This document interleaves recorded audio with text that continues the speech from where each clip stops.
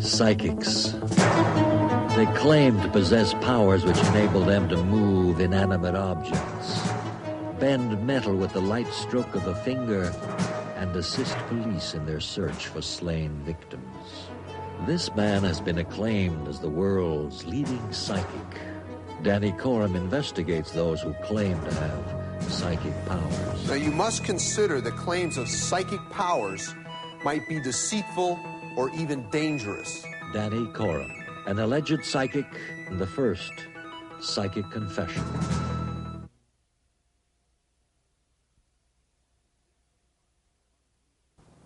The newspapers and other media will often feature the exploits and claims of so-called psychics, and they will rarely call those claims of power into question.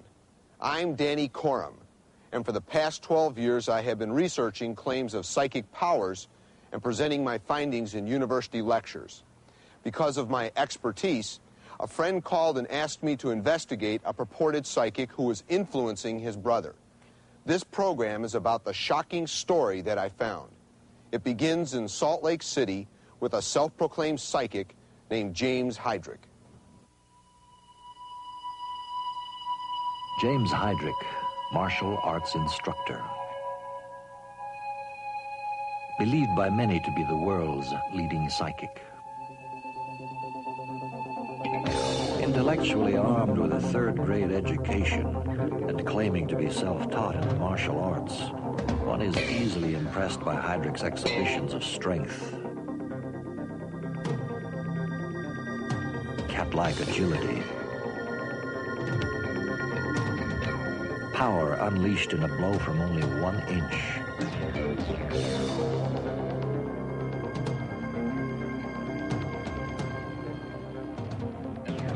And the blind man's version of combat. Heidrich claims he developed his abilities in adolescence and later perfected in manhood. Regardless of their size, Heidrich could apparently move objects at will.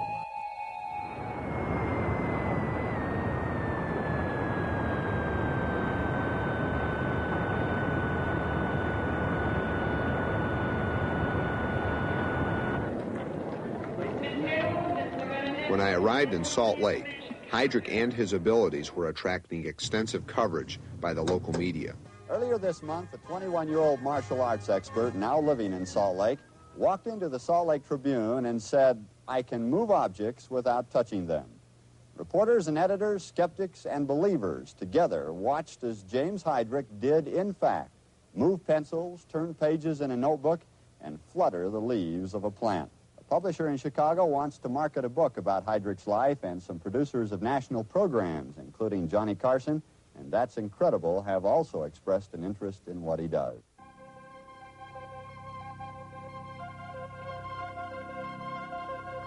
When I move a pencil, I don't think I do. Is it a magician's trick? Can he control his breathing like a ventriloquist and literally blow the objects away? Heidrich refutes his critics by turning sideways and moving the object. Sometimes he has others join him, using them as the instrument in moving the object. And you can, and when he does it, sometimes he'll say to touch him, and it's almost like you can feel an electricity, a force that's there that you can't quite, it's like you tingle all over if you even go to touch him. The television exposure Heidrich received made his school of martial arts seem acceptable to parents like Steve and Sharon Clark, who Corum interviewed. The attitude, the way the man conducted himself, and the things that he did, so I told Jimmy that he could go ahead and enroll in the program. Heidrich's school enrolled over 300 students, but Heidrich had another goal. Get something like a monastery to where I can bring them up to where they all have mental power. $16,000 of funding was provided by this woman, Janice Schrock, a divorcee who adopted Heidrich after she visited him at his studio. He was 22 years old. Yes. Did you think that might be an unusual relationship, adopting somebody that old? Yes, but I thought of it in the light of he wanted to go somewhere, and he was interested in a monastery, and I had connections in this respect, and I thought that if he has made up his mind that that's what he wants to do, then I could help him in a lot of things. To aid the development of a monastery, she wanted Heydrich to visit a cult-like group in California. Swami Kriyananda, he has a city it's at Nevada City, California. It's known as Ananda. It's I think he has about 150 families that live there. I wanted him to visit because he was interested in a monastery, but he wanted a monastery where he'd have children and families and such things, and this is what Swami Kriyananda has. Heydrich's influence quickly spread to other parts of the country. Appearances on primetime television and billed by the tabloids as the world's leading psychic, other more reliable sources such as the Associated Press stated, Heydrich has at various times and always in the presence of reporters done the following. Turned the pages of telephone books from 10 feet away and moved pens, pencils, plants, and other objects by giving them hard stares. A scientist and professor of electrical engineering at the University of Utah, after much testing, also concluded that Heydrich's demonstrations of mind over matter were indeed authentic. Coram discovered that the Salt Lake police were also interested in Heydrich. Detective Clegg informed Coram that Heydrich had served time in Los Angeles for kidnapping and robbery, and he was considered dangerous by the Salt Lake police. James has quite a lot of ability. He's quite athletic, and he could be quite dangerous. There were others who also knew of Heydrich's criminal record. Before you make any decisions, read about my life, and he gave me this folder of police records. John and Krista Bates took in the 21-year-old Heydrich after he moved to Salt Lake from Los Angeles. They believed they could help him overcome his past. And that whole night I was sitting up in the dining room and I was reading it, and, it didn't, for some reason, upset me at all. I just felt like this boy needed some help, and maybe for some reason I could be the one to help him. The Bates had met my friend's brother, Steve, and John told me of Steve's harmful obsession with Heydrich's powers. James to have some connection with all of this supernatural stuff that was going on, and Steve just lost contact with reality, in essence, and for several days they couldn't get him out of the hotel. He wouldn't eat, he wouldn't get dressed, and finally they were successful in getting him into the psychiatric clinic at the university, UCLA. But Heydrich's students were convinced that they too could possess the same psychic powers. Cause the building to crack, to rotate, cause that bag to react, cause the balls to move, cause the lights to move.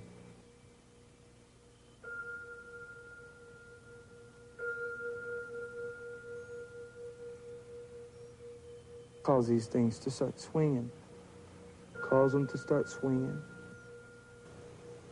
That's good.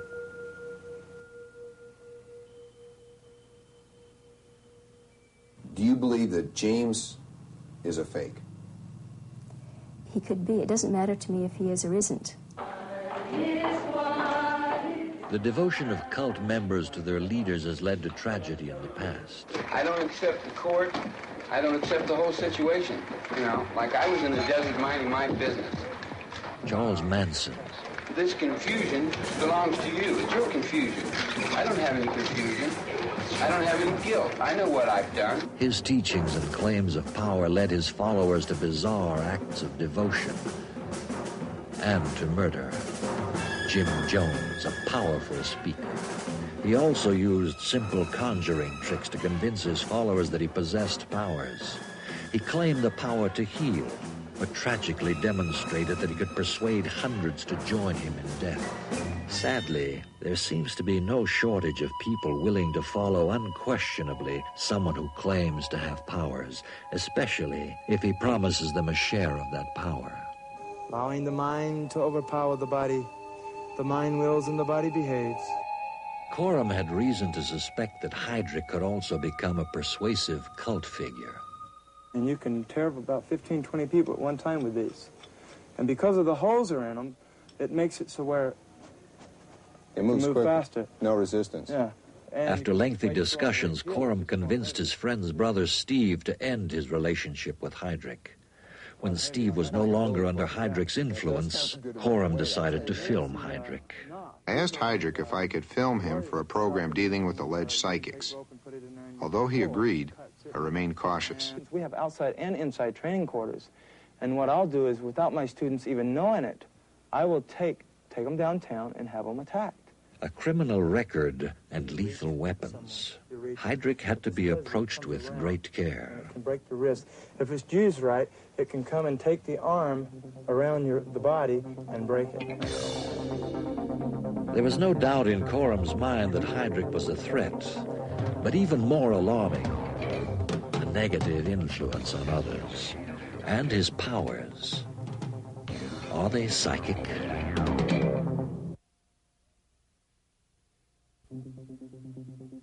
James Heydrich, lethal prowess, coupled with the ability to convince others of hidden powers, and seemingly transfer his psychic abilities to his followers.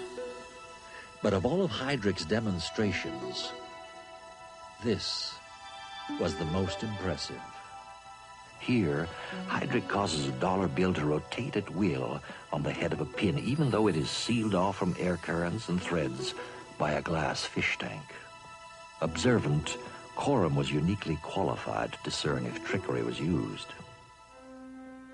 A world-class inventor of conjuring tricks, Danny Coram is a professional magician.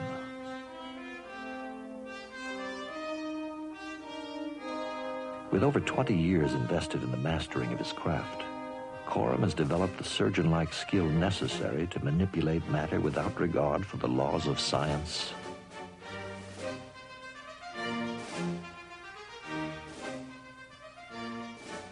or logic. The author and publisher of numerous texts for magicians, Coram specializes in a style of conjuring using borrowed objects and with his audience only a few inches away. You have a $5 bill? I just happen to have one right here with me. In his office, Coram displays his skill for a television interview. Show both sides. Nothing else on these. By the way, I pulled back my sleeve so you would know there's nothing up my sleeves, right? Certainly. You fold the bill in half once like this. You fold it in half again like this. Fold it in half again one more time. Now, don't take your eyes off the 5.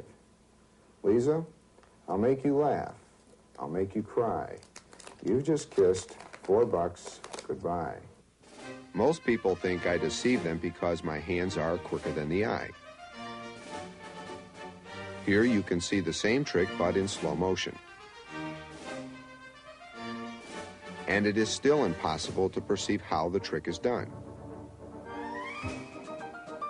The principles of our craft have become so sophisticated that if Houdini were alive today, he too would be fooled by the tricks of the modern-day magician.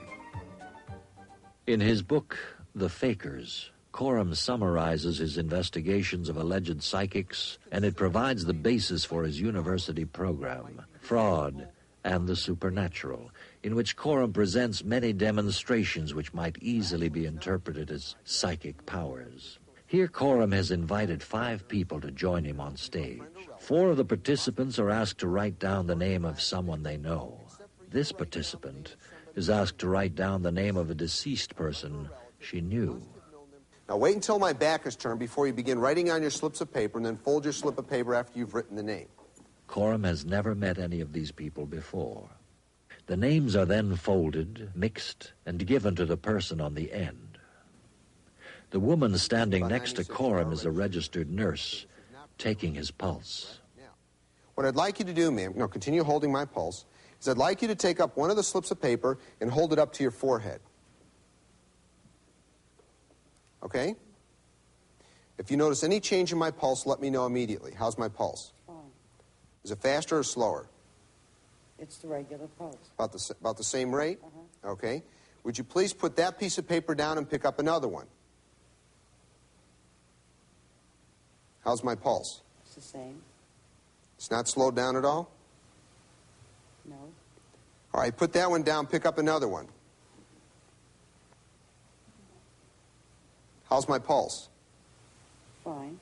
The same. Without warning, Coram's pulse stops. It stopped. I'm sorry? It stopped. I have no pulse. My pulse has stopped? Yeah. There is no pulse? You're holding the name of the deceased. Let me have it. Do not open it. Hold it pressed tightly against your head. I want you to look at me. This was a gentleman, wasn't it, that you knew very well? He was a friend, and his name is Bruce Prather. Yes.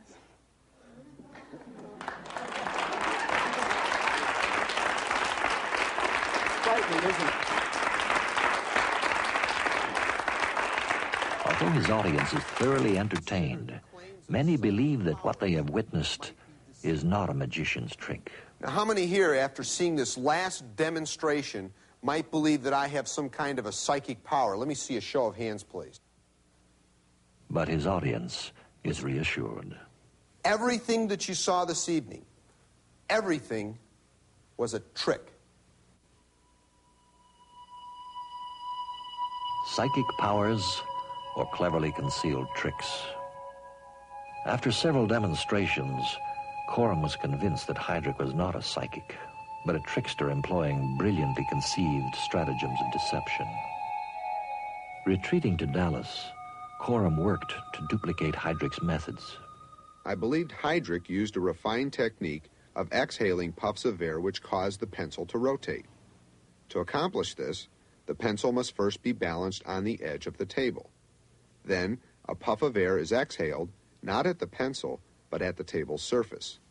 The air currents moving along the surface contact the delicately balanced pencil. To spin the pencil in the opposite direction, a puff of air is directed at the other end of the pencil. Duplicating Heydrich's head turn was far more difficult. With proper timing, I believe the head could be turned before the air currents reach the pencil. And with practice, success. The turning page was also accomplished by the same principle.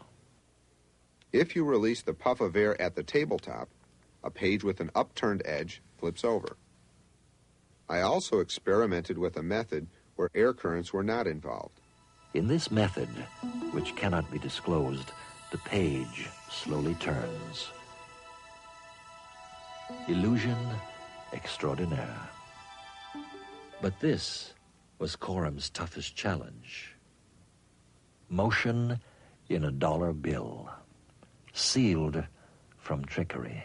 My immediate thought was that Heydrich used a cleverly concealed device, but after examining the props, I ruled this out. I noticed, however, that the bill only revolved when Heydrich was at one end of the tank, so I had one of my crew divert Heydrich out of the room.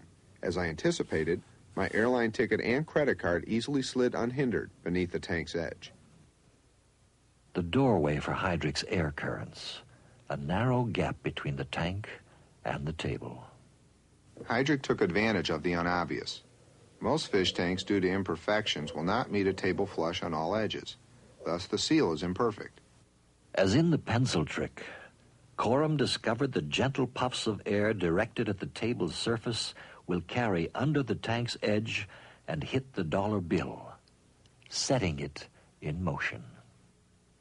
Few magicians have ever taken such a simple and obvious principle and yet made it so deceptive. To be certain that Heydrich would not refute his explanations, Coram filmed each of Heydrich's demonstrations in Salt Lake City with restrictions. A strategically placed and highly sensitive microphone thwarted the pencil illusion. We knew that Heydrich was afraid that our microphone could pick up his blowing. I'm going to need music, I'll bet. You think so? Yeah, I just can't. It's too quiet.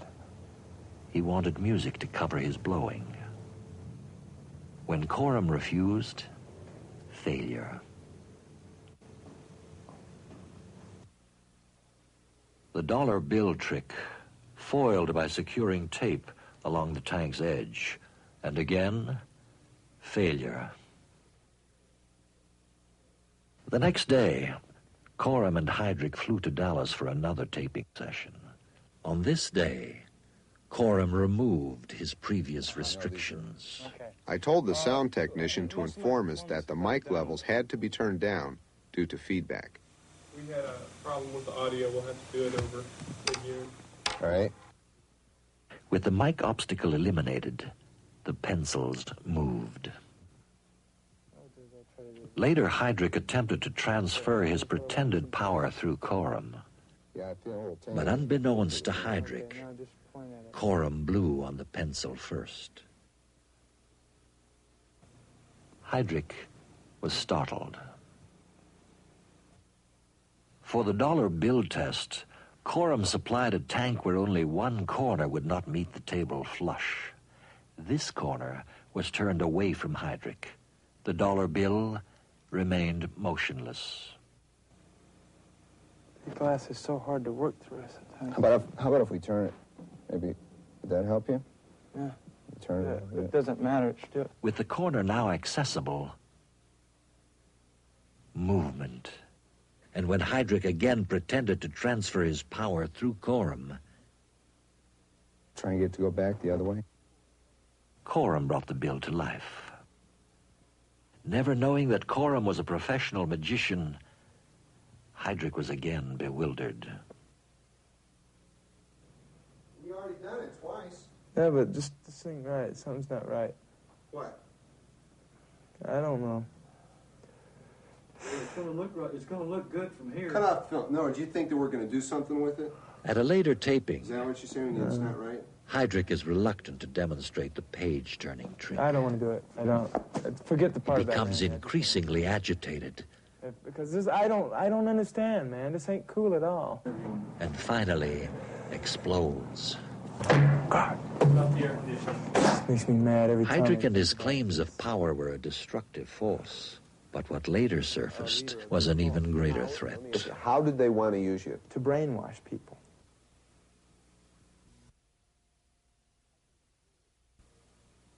I could have went two ways, good or bad.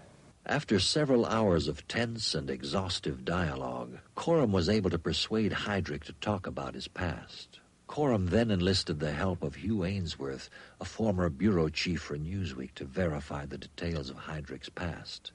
The taping lasted 2.5 hours and revealed not only trickery, but a life of tragedy and fantasy. The real legend of James Heydrich